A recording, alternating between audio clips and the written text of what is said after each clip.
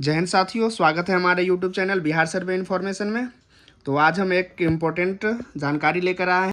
यहाँ पे लिखा हुआ है कि ज़मीन सर्वे में सुविधा, लोगों को बस साक्ष्य देना जरूरी। इसमें है कि ज़मीन जो अभी सर्वे हो रहा है उसमें आम रैयतों के लिए एक सुविधा दिया गया है, जिसमें ये इस पेपर के कटिंग में लिखा हुआ है कि लोगों को बस साक्ष्य देना जरूरी। आपके पास जो भी साक्ष्य है वो आपको देना जरूरी है। और उसके बाद है कि गैर मजरूआ ज़मीन का सरकार के नाम पर होगा सर्वे।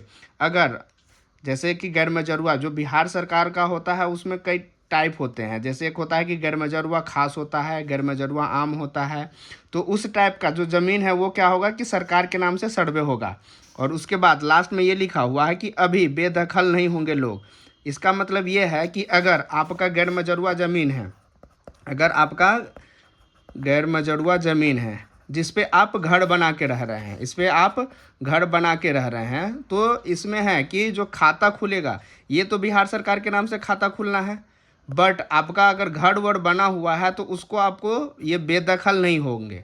आपका अगर घर बना हुआ है तो घर आपका रहेगा ही, बट आपको वहाँ से हटाया नहीं जाएगा। ज़मीन सरकार के नाम से हो जाएगा बट आपको हटाया नहीं जाएगा। उसके बाद है कि इसमें लिखा हुआ है कि अब खतियान देना ज़रूरी नहीं।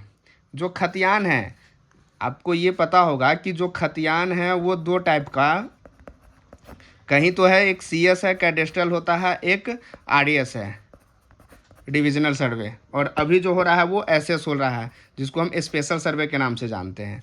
तो अगर CS खतियान जहां लागू है, जो कि 1905 में हुआ था, वो अगर लागू है और ये खतियान की प्रति आपके पास उपलब्ध नहीं है तो आपको फिर इसके लिए घबराने की ज़रूरत नहीं है, आपको परेशान होने की कोई ज़रूरत नहीं है। अगर ये रिविजनल सर्वे आपके डिस्ट्रिक्ट में लागू है तो उसके लिए भी कोई दिक्कत नहीं है। अगर आपके पास अवेलेबल है तो आप उसका प्रति लगा दीजिए, अगर नहीं है तो पर भी इसमें आपको आम रैयत को इसमें ये सुविधा दिया गया है कि अब खतियान देना ज़रूरी नहीं है। अगर आपके पास खतियान है तो बेटर है, नहीं है तो ज़रूरी नहीं है। केवल खाता, जो भी कोई ज़मीन होता है उसका एक अपना यूनिक खाता होता है। और इसमें है कि प्लॉट नंबर, तो प्लॉट नंबर जो खेसरा होता है, कोई भी अगर मैप होता है, ये मैप का प्लॉट बना हुआ है तो इसमें जो नंबर डाला गया होता है, जो नक्शा में जो नंबर डाला होता है, यही खेसरा है और इसी को इंग्लिश में हम प्लॉट बोलते हैं। तो ये आपको देना ज़रूरी है। अगर आपका इस पे घर बना हुआ है तो इसका कोई एक खेसरा नंबर होता है, इसी से पता चलता है कि आपका जो ज़मीन है कहाँ पर है।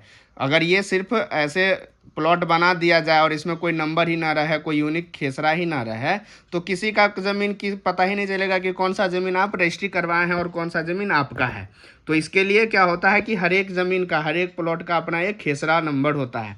तो यही है कि आपको खाता और प्लॉट नंबर, मतलब ज़मीन का जो खाता होता है वो देना ज़रूरी है, और आपका खेसरा। अगर आप ये चीज़ें नहीं देते हैं फिर आपका ज़मीन का सर्वे नहीं हो पाएगा।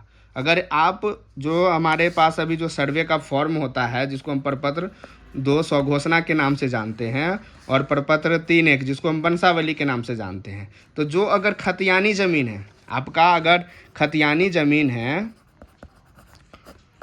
और ये जो जिनके नाम से ज़मीन है उनका मृत्यु हो गया है, तब तो आपको इसमें प्रपत्र 2 लगाना है, और खतियान का जो प्रति है वो अगर ठीक है तो, वरना आपका जो खाता खेसरा है वो लगाना है। उसके बाद प्रपत्र 3(1) जिसको हम वंशावली का फॉर्म बोलते हैं, और दखल का फॉर्म, ये दोनों आपके इस साथ में भर के जमा करना है। उसके साथ में एक सादा पेपर पे जो वंश वृक्ष बनता है वो आपको वंश वृक्ष देना है, और साथ में अपना आधार कार्ड का।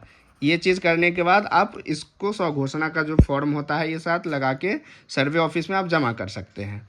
तो उसमें यही है कि केवल खाता, जो आपका ज़मीन का खाता रहेगा, और प्लॉट नंबर जिसको खेसरा बोलते हैं, वो आपको दे के आवेदन कर देना है।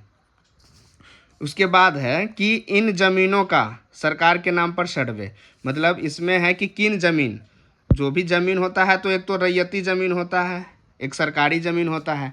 तो सरकारी ज़मीन में किस किस ज़मीन का कौन सा टाइप होगा जिनका बिहार सरकार हो जाएगा। तो उसमें ये लिखा हुआ है, राज्य के विभिन्न इलाकों में गैर मजरूआ आम, गैर मजरूआ आम बोलते हैं जिसमें सब आदमी का हक होता है, सब लोग उसका यूज करते हैं, जैसे पोखर हो गया, कोई रास्ता हो गया, शमशान हो गया, कब्रिस्तान हो गया, जिसका सब लोग यूज करते हैं, उस टाइप का जो ज़मीन होता है वो गैर मजरूआ आम होता है। और एक होता है कि गैर मजरूआ मालिक, इसका होता है कि किसी एक जो निजी आदमी होता है, कोई अपना स्पेशल जो होता है ना, कोई अपना पर्सनल, उसी के वो देख रेख में रहता है और उसी के कब्जा में रहता है, उसको अब सब लोग यूज नहीं कर सकते हैं, वो हमारा गैर मजरूआ मालिक में आता है।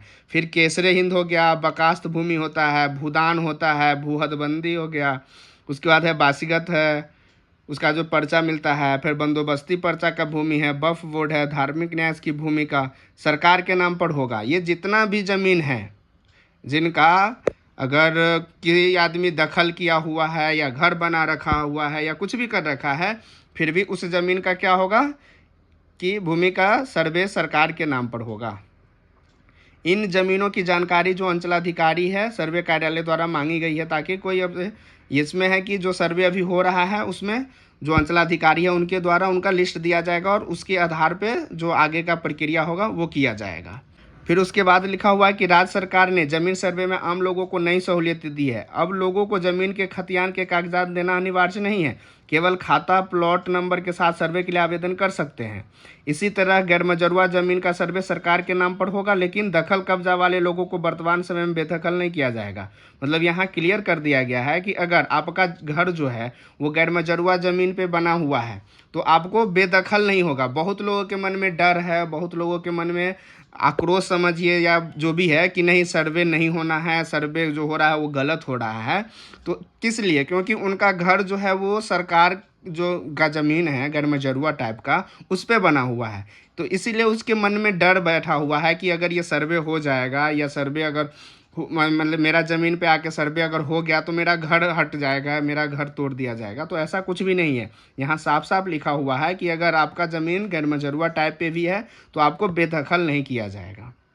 उसके है कि सर्वे अधिकारियों के मुताबिक सर्वे के दौरान ज़मीन का नक्शा दस्तावेज बनाना है, किसी के बेदखल नहीं करना है। जो भी सर्वे कर्मी है, ये बार बार हम बोलते हैं कि जो कोई आदमी अगर कह रहा है कि मेरा ज़मीन दखल में नहीं है उसको दखल दिलाना, या अगर हम सरकारी ज़मीन पे है तो सर्वे कर्मी आएंगे तो हमारा घर तोड़ देंगे, तो ऐसा कुछ भी नहीं है। सर्वे कर्मी का यहाँ भी साफ साफ लिखा है कि कोई भी सर्वे कर्मी सर्वे अधिकारी जाएंगे तो उनका काम है सिर्फ ज़मीन का जो नक्शा है और दस्तावेज वो बनाएंगे, वो अपडेट करेंगे। उसके बाद वो जो है कि बेदखल नहीं, उनका काम दखल दिलाना भी नहीं और उनका काम बेदखल करना भी नहीं है। उसके आगे क्या है, जिसके नाम पर ज़मीन है उसका केवल साक्ष्य होना चाहिए। इसमें रसीद, खतियान आदि शामिल है। सरकारी ज़मीन की जानकारी अंचलाधिकारी के द्वारा दी जाएगी। ऐसी ज़मीनों का सर्वे सरकार के नाम पर किया जाएगा। इसमें है कि अगर आपके नाम से ज़मीन है तो उसका कोई साक्ष्य देना होगा। चाहे ज़मीन आपका केवाला है तो आपको केवाला दिखाना होगा, अगर उसका रसीद कटा है तो उसका रसीद कटा मतलब दिखाना होगा। अगर आपका खतियान है तो वही जो आपका खाता खेसरा ये जानकारी होना चाहिए उसका। अगर आप रसीद कटा है फिर उनका आप वंशज होने का प्रमाण प्रस्तुत कीजिएगा कि हाँ हम खतियानी रैयत के वंशज है। तो ये सब तमाम आपको जो डॉक्यूमेंट्स होता है वो आपको दिखाना होगा और सर्वे में आपको आवेदन करना होगा ताकि आपके नाम से सर्वे किया जा सके। आशा करते हैं कि आज का जो टॉपिक है वो आपको समझ में आ गया होगा। अगर इस सर्वे से रिलेटेड कोई भी आपको जानकारी चाहिए या कोई भी प्रकार का आपका क्वेश्चन हो तो आप हमारे कमेंट बॉक्स में कमेंट कर सकते हैं, हम आपका रिप्लाई ज़रूर करेंगे। वीडियो देखने के लिए धन्यवाद।